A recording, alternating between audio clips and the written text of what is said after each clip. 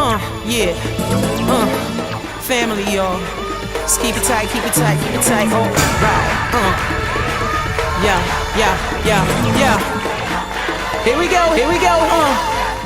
So the next chapter is on law and obedience. So it would be important for us to talk about law and different types of laws. This is sort of like an evening in law school. Are you ready? Different types of laws. So we have this notion of positive law. What is a positive law? Is that the opposite of negative law? No. A positive law is a rule of behavior enacted by a lawful authority for a particular community. Here in Austin we have various positive laws. We call them city ordinances or state, at the state level we have various laws. At the federal level we have various laws. We have various laws that we live by. So they're rules of behavior. They shape our behavior. For instance, one law is that I can't speed on the highway. You know, I was running late tonight and I wanted to go 85 on the highway, but there was a law that keeps me from doing that. There's a rule of behavior enacted by a lawful authority. There's someone who says, thou shalt not go beyond a certain speed limit for a particular community. It applies to people in a certain area, right? Reverend Kathleen told me that driving from El Paso to here, there are certain places where the lawful authority lets you go 85 miles an hour on the highway. Okay, that's for a particular community in a certain place. There are two types of law. There's civil law and there's ecclesiastical law. So if you wanted, you could go to school, you could go to law school and get a degree in civil law, or you could go to school and get a degree in canon law, in ecclesiastical law, in church law. Reverend Kathleen went to school and got a degree in civil law. She's a civil lawyer. She also got a degree in ecclesiastical law. She is also a church lawyer. Civil law, then, is there to protect our freedom, to uphold the public order, and also the common good. So why do we have laws like thou shalt not speed? Because that helps to protect our freedoms and to maintain the public order and the common good. It is in the best interest of all of us that people not speed down IH-35 at 85 miles an hour during rush hour traffic. We have laws against that. That's what civil law is for, to protect the common good. What is ecclesiastical law or church law? Church law then expresses the inner reality of the church, get this though, as a community of love in the Spirit.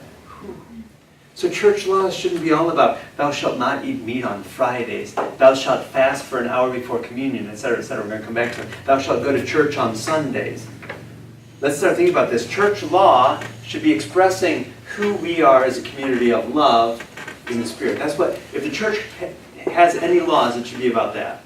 Is this Father Goula's also? Yes. All this is Father Richard Gould in the chapter called Law and Obedience.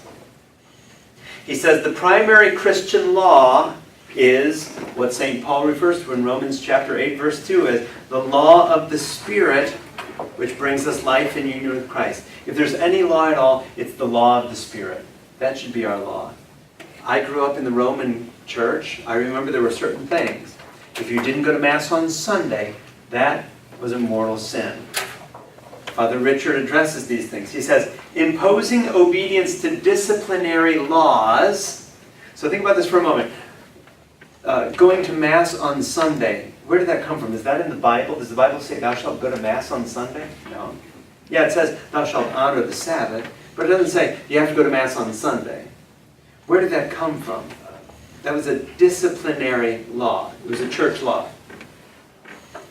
And so certain disciplinary laws like Eucharistic fasts, do you remember when some of us were young, we had to fast from midnight on until you went to church. And if Mass was at 4 o'clock p.m., I'm sorry, but you have to fast from midnight until you receive communion. Remember those days?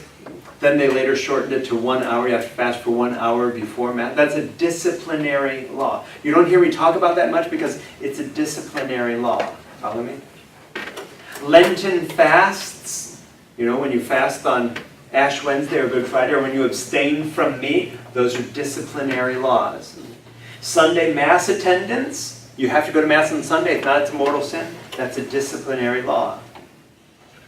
Now wait a minute, Father Richard says, imposing obedience to disciplinary laws like those, telling people that they have to do those under pain of mortal sin. If you don't go to Mass on Sunday, it's a mortal sin. What does Father Richard say about that? He says, that abuses moral and legal authority and distorts notions of sin, obedience, and law. So why would a person say you have to go to Mass on Sunday? You are abusing your power as a bishop, or whoever you are saying that, you're abusing your power, trying to get people to church under that pretext. If you don't go to Mass, it's a mortal sin. Remember, for the cynics among us, where does power come from? Power comes from one of two places. Organized people and or organized money. If the church is going to be powerful, what do you have to do? You have to get the people to show up. And you have to get the people to give. So this is a tough one. Under pain of mortal sin, now you have to come to church. If you miss twice, that's a sin. I'm just kidding. In the Roman church, for those of us who are young, this is going back to our childhood, I had to confess this because it was a mortal sin. When I missed church, it was a mortal sin. That was a disciplinary law of the church, ecclesiastical law. It's not in the Bible. It's a law the church made up, and then they said if you don't do it, it's a mortal sin. What is a mortal sin? Let's think about this for a moment. Mortal sin means that if you die, you're going to hell. You have made a fundamental option. Your fundamental stance now is you've turned your back on God because you didn't go to Mass today. So sin, we remember from the very beginning of this book, sin is about breaking relationship. It's not about breaking rules. We need to stop emphasizing this breaking rules. It's not about breaking rules. It's about the things that we say and do, how it affects our relationships. It's not about breaking rules, breaking laws, breaking commandments. No. What's important about all that is how it is that the things that we do and say, they hurt our relationships with God and with others. And so when we exaggerate sanctions and threats of punishment, those only appeal to the super ego, right? That you shall or shall not do different things. I should go to Mass. Where did that come from? That was some voice from outside of me. Bernard Herring says, remember this was one of those influential moral theologians leading up to the Second Vatican Council. He said, in my opinion, the church should never impose any human-made law under threat of mortal sin. The church should never say that it's mortal sin not to go to church. Why? Because the reason is that I cannot think of any positive disposition that is neither part of the gospel nor of natural law, yet could be so important as to be proportionate to the threat of eternal punishment. Meaning, this, thou shalt go to church on Sunday, it's not in the Bible, it's not in the gospel, it's not in natural law. Natural law doesn't tell me that I should go to church on Sunday, and yet, you're going to tell me that that is so important to go to church on Sunday that if you don't go to church, that you face the threat of eternal punishment? Shouldn't that be in the Bible? If you need to go on Mass on Sunday, then that should be in the Bible. It's worse if you don't put your 10%. So, how it is that we have, as people, as human beings, have made these laws, and then we've told people that they're going to hell, as if we know the mind of God, if they don't do these things. You have to go to Mass on Sunday. I'm sorry to tell you, all of you in this room, you have to go to Mass on Sunday because otherwise you're going to hell. Who the hell are you to say that? You follow me? That's what they say in Ghost Father that says, when I die, I know I'm going to heaven because I've already been in hell. All this stuff you've been here with everything. It's around you're going to go to hell. You're going to hell for this. You're going to hell for that. You know? So if we're doing all this and then we're going to hell, we're going to hell. But we've been in hell all this time here. There you go. I asked Deacon Roy if I was going to go to hell. He told me it was already full. How fascinating that people like Deacon Roy would pretend to know. Or that they pretend to know the will of God, or they pretend to be able to stand up and say, wait till he stands up one Sunday and says from the pulpit, if you don't come to Mass next Sunday, it's a mortal sin. Just want to let you know that, and you're going to hell. I mean, do you follow me? People like Bernard Herring are essentially sending up the red flag saying, how can we be saying these things, people? For us, it's the 21st century now. Are we going to hear that message in the Holy Family? Just want to tell you all before we leave today, before we have the final blessing, that if you don't come back next Sunday, that'll be a mortal sin, which means you're going to hell. Who are we to judge one another like that? And to be able to say that God is going to send you to hell for not coming to Mass next Sunday. Is that the kind of God that you believe in? Or is that Father Jamie just trying to use that as a club to club you over the head to get you back to church, because he knows that the only way he's going to get power is one of two ways: organizing people, organizing money. So he's got to get you to church next Sunday. Organizing people with money. Oh. So that's Bernard Herring. Let's go back to the purpose of law. No society can survive without organization. So yes, we need laws. Otherwise, we're living in the state of nature. So laws, what do laws do? They identify basic values. That's why we create laws, because laws speak to what our values are as a people. And also, laws safeguard public order. It's not wise to have everyone going at 85 miles an hour in rush hour traffic. That's not a good idea. So we have various laws. Legalism, however, forgets that laws come from an experience of value, and legalism makes laws an end in themselves. You have to follow the law just because. The church says you have to go to Mass on Sunday, or you have to fast. You can't have meat on a Friday of Lent. Whatever law it is, legalism says you have to do it.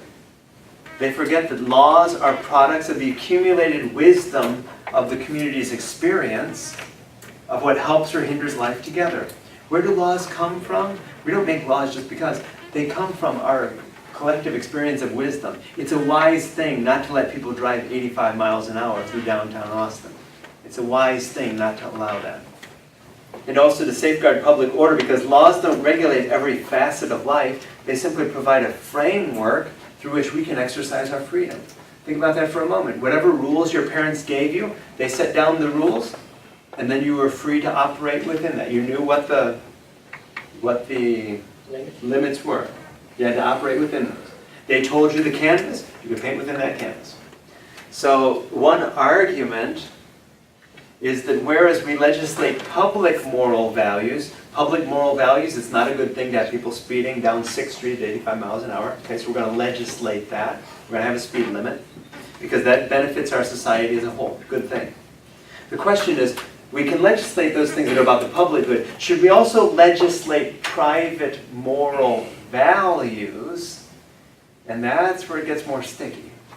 Just because you believe that something is right or wrong, should you impose that, or should we impose that on everyone? Ooh, that's a tough one. Or should we just let that up to the conscience, to the personal choice of a person? Should we start legislating these sorts of things? So that, for instance, abortion, at one time that was legislated. There are many people who have difficulty with legislating private moral values that may not affect, it may not be obvious how that benefits the society as a whole. Whether you make that decision or not, is that a private decision, as many people argue, or are you going to argue that that's about the public good? Why should we obey laws? Okay, there may be two answers on why it is that we should obey laws. The rationalists would say we should obey laws because they're good. If it's a good law, then we should obey it. Those are rationalists. If it's a good law, then you should obey it. The voluntarists say we should obey laws because they're laws. Meaning, if they were promulgated by competent authorities, then it must be good. We have to be careful, because this is blind obedience. You follow me? Think church when we were saying all this. Father Richard was a Roman Catholic priest, so he couldn't write it as directly as what I'm going to say, right? He's essentially leading us as mature adults to think about how it is that the church expects people to follow certain things just because I said to follow it. He can't say that in this book. You follow me? But we can make the leap here. Where here, for instance, the will of the legislator, think bishop, determines what is good. I, as a bishop, will tell you what's good, and what I say is what you need to do. So that the voluntarists then are going to say, well, the bishop said it, so it must be true. I have to do it because the bishop said. Ooh, that's the voluntarist. What is the rationalist going to say? Rationalist is going to say, wait a minute, even though the bishop said it, that doesn't mean it's good. I will listen to the bishop if what he says is good. Think of the case of birth control, right? Those who don't use birth control, because the church says I shouldn't use it, okay? That's the voluntarist position. The church says I shouldn't use birth control, so I don't. The other position is for a person to look at that and say, wait a minute, the church said that, but is that good? Is it right? Because if it is, then I'll follow it. Think about in society, in civil society, if there's an unjust rule, or someone just comes in and says, you should do certain things, are we all going to do it? Not in the same way that we do in the church. Andy? I think that it's important to do what the leader tells you to do, though, and I believe that part of the reason that Holy Family is having the success that it's having is because you don't put too many laws down, and when you do want something a certain way, we try to do it. It might be looked upon as being blind obedience, but I believe it's for the purpose of us getting where we want to get as a Holy Family. Can you give us an example?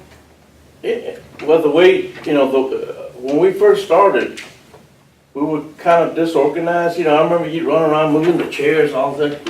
We didn't really like that, but then we started putting them the way you wanted them. There's probably no one in this room that you haven't instructed at something. For instance, the crosses, you wanted them alphabetically by first name, right?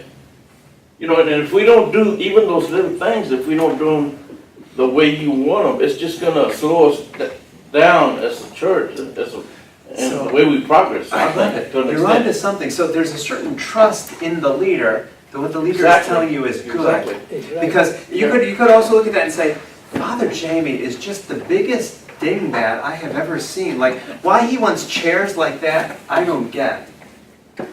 We could question, we could push back, or we could get the reasons for it to see, okay, well, why is that a good thing? Oh, I see, he's trying to get people closer to the altar, etc. So that we're actually seeing one another. The post-Vatican II theology was churches in the round where we could see one another. This is the body of Christ. Christ is in every one of those people as much as Christ is in that Eucharist. But what happens is when a person in leadership starts to say things that don't make sense, then we start to push back. We do it in civil society. In the church, we tend to be a little more deferential and say, well, the bishop said it, so it must be true. Well, he was asking him to give an example. I could probably give Tom an example, especially when we take the Eucharist. When you say to all of us, before it was, you can't take the Eucharist because you've been divorced, you've been this, and that. But you come out at Holy Family Catholic Church, they come out and say, the Eucharist is not closed to everyone, it's open to everyone. So I think that's what the example that we're trying to lead to is that even though you say it, it's part of the whole church as a whole coming together with the Eucharist and following the leader, but it's not really the leader, it's the whole the Holy Family Catholic Church way.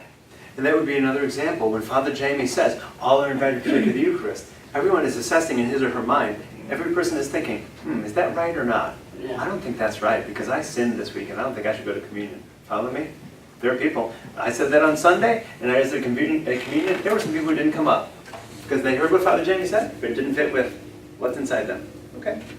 Voluntarism, then, this blind obedience, I'll do it because they say, and so if they said it, then it must be okay, it must be good. What's wrong with voluntarism? It gives all of the power to the legislator, being bishop, and none to the individual, because I'm doing it because the bishop said I should, right? It plays into the super ego. Why'd you do it? Because the church said that I have to. I can't eat meat on Fridays of Lent. I can't, because the church says that I can. It gives all the power to the church, none to the people. It presumes that by birth or election or appointment, the legislator is capable of prescribing the conduct which will safeguard public order. We trust that the king, because he was born king, see how that happens, right? Queen Elizabeth II, we didn't choose her to be the queen. She was born into that position, and so she's in that position, and so we listen to her on certain things. Okay. The bishop, we didn't choose him to be our bishop. Did any of us choose him to be our bishop? We didn't choose him to be our bishop, but he's our bishop, and so we trust that he's saying things for a certain reason. It's got to be that way. Religious orders before the 1960s, have we heard stories about how it was? It was about obedience. And if your superior said to do something, then you did it. So pre-Vatican II religious orders were primarily voluntarist, meaning that they were based on commands and prohibitions from the absolute will of the superior. The superior told you to do something, you did it. The superior said you don't do something, you didn't do it. So there was nothing about you choosing in all of this. You followed them.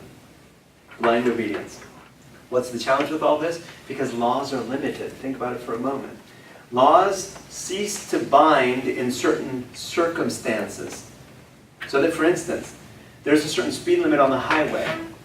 But if I am in the car with a woman who's giving birth as we speak, you better believe that any police officer who pulls me over is going to say, buddy, get to the hospital as quick as you can. Do it safely. Do it safely.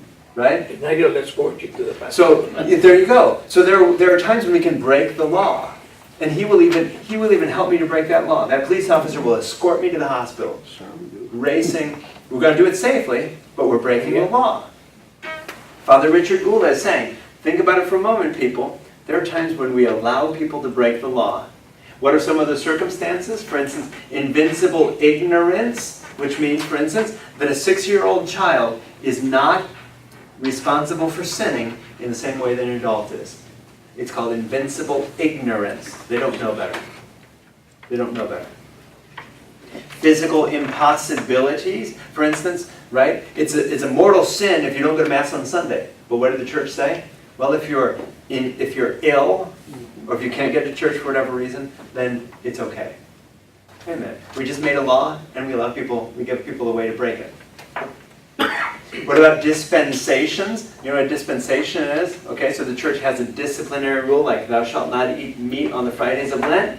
Dispensation is when you're sitting down with the Archbishop at a restaurant, and you're getting ready to order, and he looks at you and says, I know it's a Friday of Lent, but you can order meat. He's giving you a dispensation. There's a rule, buddy! All other Catholics have to follow this rule, and you're telling me I don't have to follow this rule, that just by you saying I don't have to follow it, I don't have to follow it. Right? Dispensation. A dispensation. Dispensation. So, on the one hand, we have laws. On the other hand, those laws don't apply to everyone in all situations. On every Friday of Lent, there's a bishop dispensing someone from having to eat seafood. And so, our responsibility is reduced in voluntarist models. Why? Because whether something is good or bad depends on whether you did it because they said to do it. If the bishop says, do it, then your doing it is seen as good. Do you follow me? Well, I did the right thing. I did what the bishop told me I had to do. I did what the church told me I have to do. So now the rightness or wrongness depends on your doing what someone in authority tells you to do. It seems to me that we should be asking questions here. Which is why the church, the early church, came up with the concept of epikeia. What is epikeia? Epikeia says that we should obey laws in the majority of cases, but we can reasonably violate laws in the properly exceptional case. The church has always said, if it's the properly exceptional case, you can break the law. Not all we should follow the law, but there are times when we can break the law. That's epikeia. Epikeia recognizes how it is that there's something more than just following the letter of the law. Oh, I have to do it because. No. Epikeia gives us an out.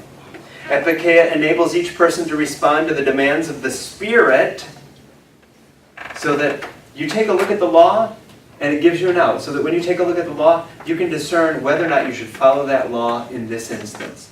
Father Charlie Curran says, an appropriate application of epikeia rests with the individual who must determine whether the law safeguards the public order in this instance or not. And if not, then if you ate a hot dog on a Friday of Lent, got news for you. You may not be going to hell after all. Well, the same thing, Father.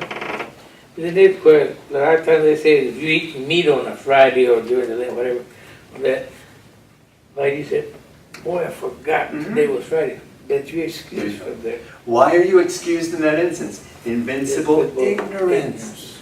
Shoot! So you ordered the hot dog, you took one bite, and then you remembered, and you're able to finish that hot dog because of invincible ignorance. Lucky you that you forgot. Right? That's invincible ignorance means, right? You didn't We had some know. men in that area. Oh, I didn't know it was Friday. I didn't remember it was Friday. Every confession is every year. Yeah. Epikeia, but there were a few notes on epikeia. Epikeia doesn't mean that we can do whatever we want. That's not epikeia. Epikeia means normally we follow the law, but there could be exceptions to the law. So we can't do whatever we want. It's connected to prudence. So in every situation, I have to think about this prudently, right?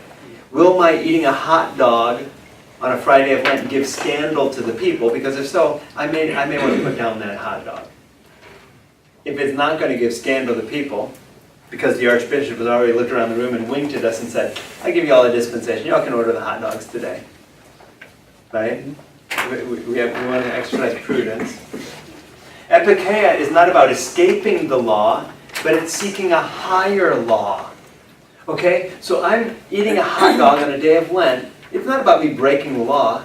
It's about me following a higher law, which means that, you know what? What's more important to me is loving God and loving other people. And my eating a hot dog on Lent is not going to take away from either of those relationships. I'm not showing disrespect to God, and I'm not scandalizing anyone else. So epikeia is discerning higher laws than the laws that we follow just because. Epikeia must also be informed by agape or agape love, which is that self-sacrificing love that we do things for other people. Okay? Which simply means that I'm not breaking this law for selfish reasons, but there's somehow love is connected as part of this. If I'm going to break this law, it has to do more with love than my own self-seeking purposes. So shall we talk about disobedience? Because how fascinating, if you read this book, Father Richard Gula calls this section civil disobedience.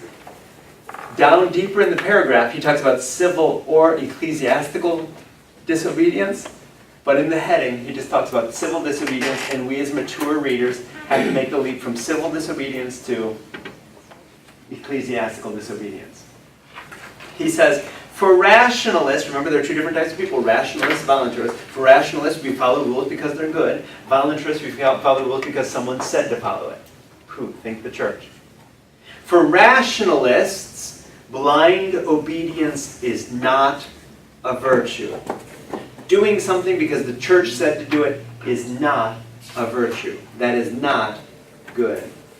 He says, laws must be evaluated in relationship to their ability to attain their end of protecting public order. And legislators, so we have to judge laws and whether they're good or not. So think about fasting on Fridays of Lent. We as Catholics need to think about this. Is that a good thing or not? If it is, then we should do it. If not, then don't worry about doing it. Do you see how rebellious this is? I hate to say rebellious because he's operating within the structure of the church, and the section is entitled Civil Disobedience, but we're making a leap here. We have to evaluate the laws and whether they're good or not. We also have to evaluate the legislators to evaluate whether they're using their authority to serve themselves and or to serve others. Meaning, we're not just evaluating the legislators, those who are down into the Capitol, those who are on city council. We're also evaluating our bishops. We're not just doing something because the bishops say we should do it. They say we should do it, the super ego. No, we're doing it because they say it and it's a good thing. We believe in what they say. So what happens then, we ought to approach laws and legislators, think church law and bishops, with a presumption in their favor. We ought to want to cooperate with our bishops and with the church law, unless this presumption gives way to the weight of new evidence, unless something tells me that I shouldn't listen to this bishop. Think birth control in 1968. I should want to follow the Pope when he says don't use artificial birth control, unless there's evidence to the contrary. Wait a minute. I'm going to decide when I'm ready for a child.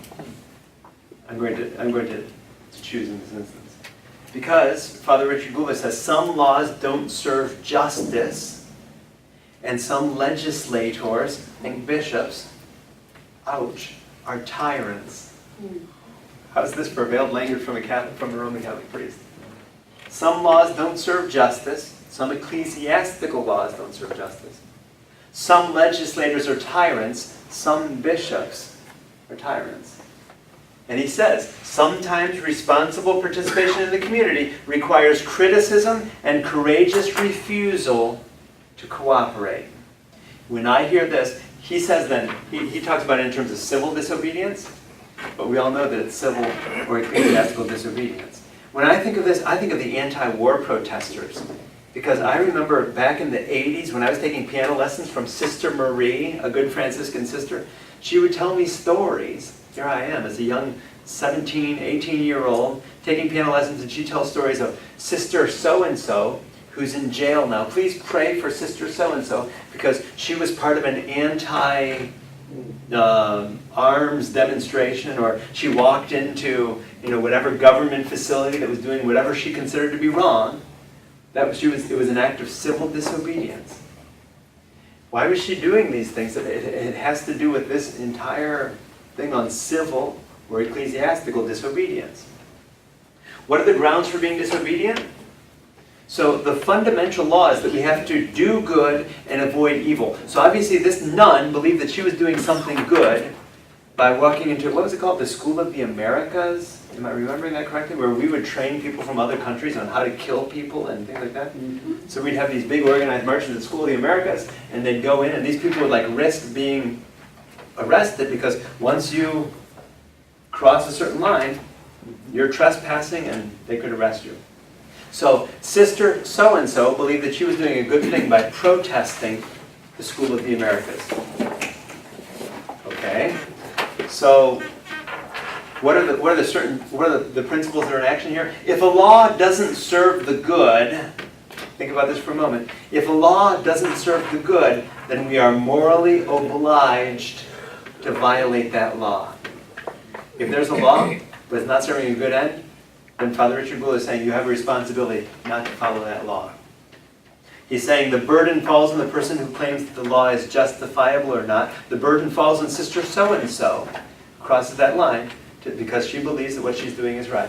Okay, the burden falls to her. And he's saying morally responsible disobedience, it's not merely law breaking, but it's done to reform the laws and to promote public order. She believes that she's doing a higher good. She's risking arrest for some higher good. You got to admire that. Daniel Stevick says that there are certain characteristics of disobedience. So think about it. It could be civil disobedience or ecclesiastical disobedience. Not following your bishop or not following the church. What are some of the things that we should do? First, he says count the cost.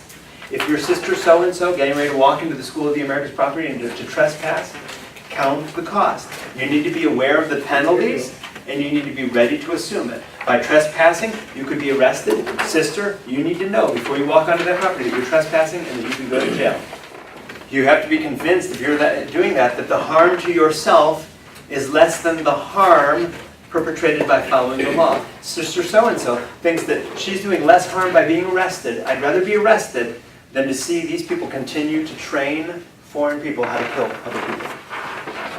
And the willingness to accept the penalty is a strong statement against the wrong being protested. Because the rest of us see Sister so-and-so being arrested and think to ourselves, oh, she believes that is so wrong that it's better for her to stand up against that wrong and to be arrested.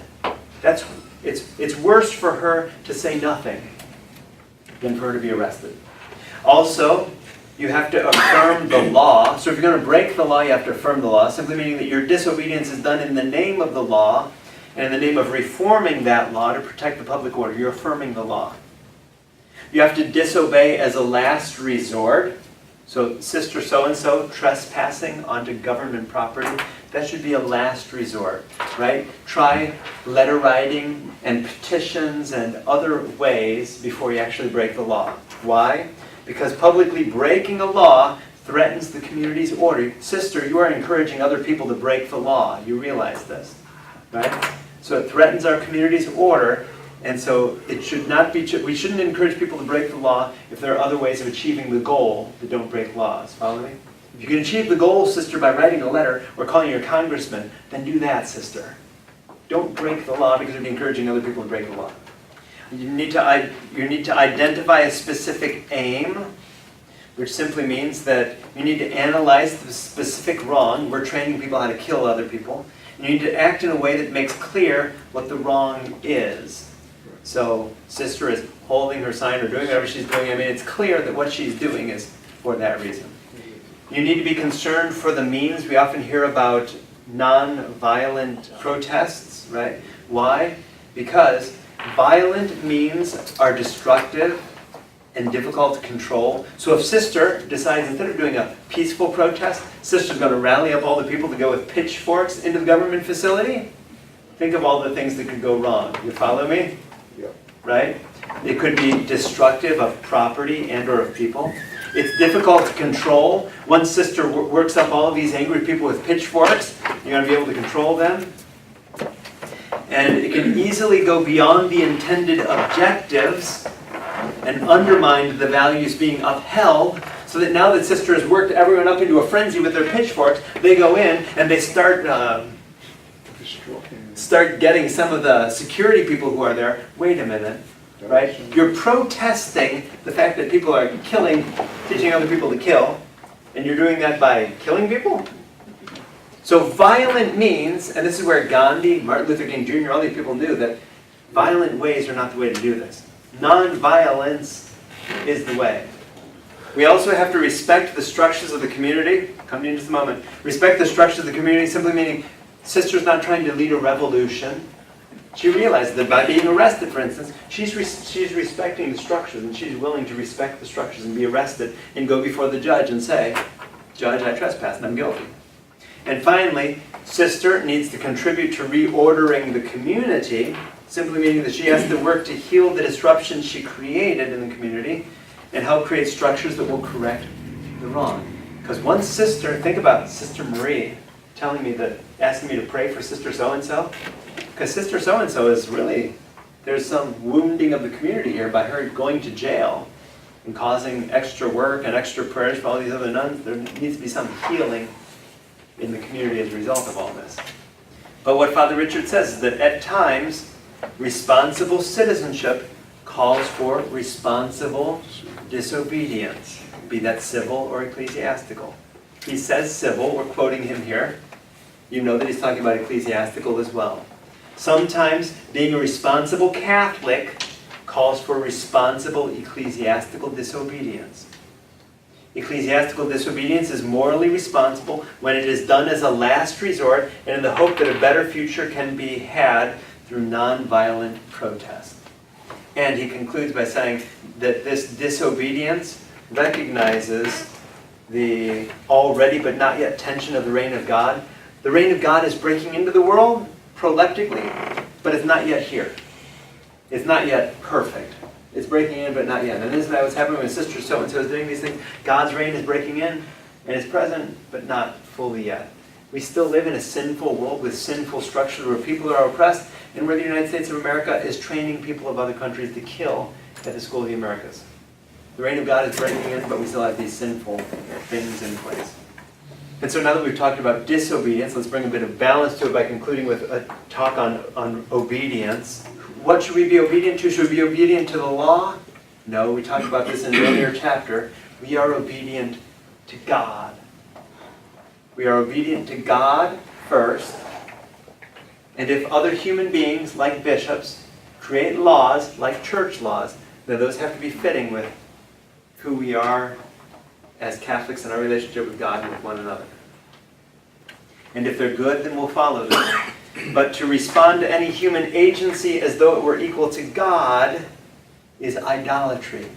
Ouch. This is coming from a Catholic priest who's leading us to say that if we respond to any human, like the Pope, as if that Pope were God, then that is idolatry. You're setting the Pope up as God. That is wrong. He says obedience is a religious virtue. However, that means that God is the one who has our ear. We're being obedient to God. When God calls, we listen. A human command places an absolute claim on the moral conscience only to the extent that it actualizes the call of the gospel. If the bishop tells me I have to do something, I only have to do it insofar as it fits with the gospel. The bishop tells me that I have to not eat meat on Friday, I have to do that insofar as it fits with the gospel.